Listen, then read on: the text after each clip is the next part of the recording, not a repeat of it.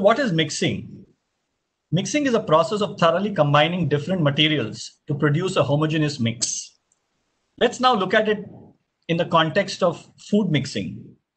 So even if we have the right composition of ingredients and flavors, a great recipe will not transform into good food unless the components are well mixed. Why do we employ mixing in the food industry? Well, mixing is employed in the food industry not only to combine the ingredients, but also to modify the structure of foods, develop texture, and influence the sensory characteristics of the products.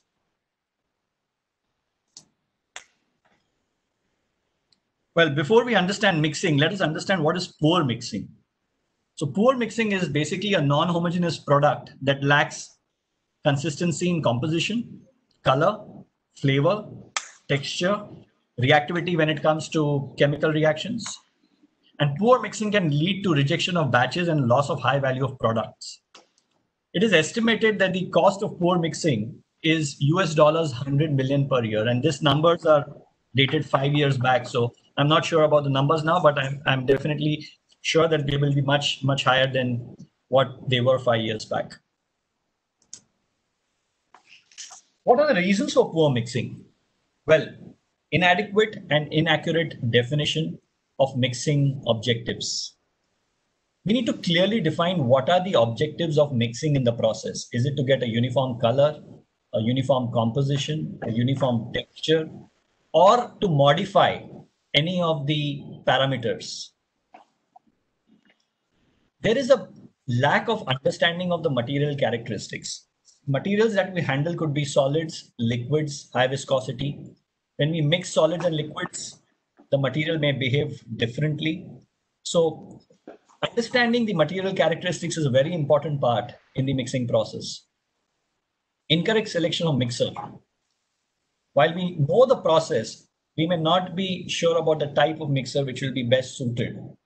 So very often we end up making a choice of the mixer based on what is available with us, instead of looking at what would be the optimum mixing equipment.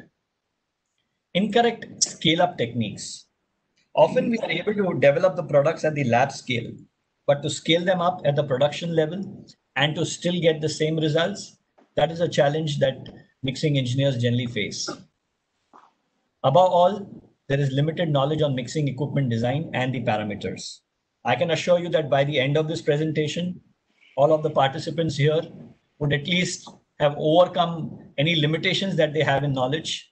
We would be completely equipped to handle any mixing application that we are presented with.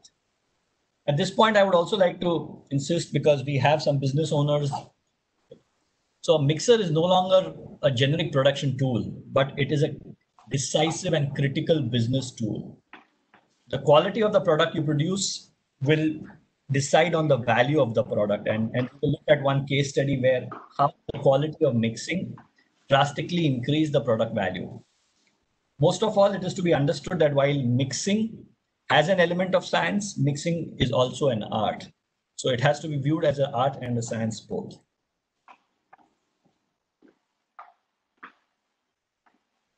Well, as we said, it's a critical and a decisive business tool. So profitability through mixing, that's what business owners should be looking at. And we will share a case study, though it's not related to the food industry, but it is related to a polymer industry where the products can be extremely high value. And this is for a polymer company who had a product purity which was at 90%. And that was an acceptable norm then. And this product in the market could be sold at $45,000 per ton. The company had a customer requirement where the product purity had to be increased from 90 to 95%. And the value that they would derive would be $50,000 per ton. That's an increase of $5,000 per ton. The volume that the company actually produced and was able to sell was 55,000 tons a year.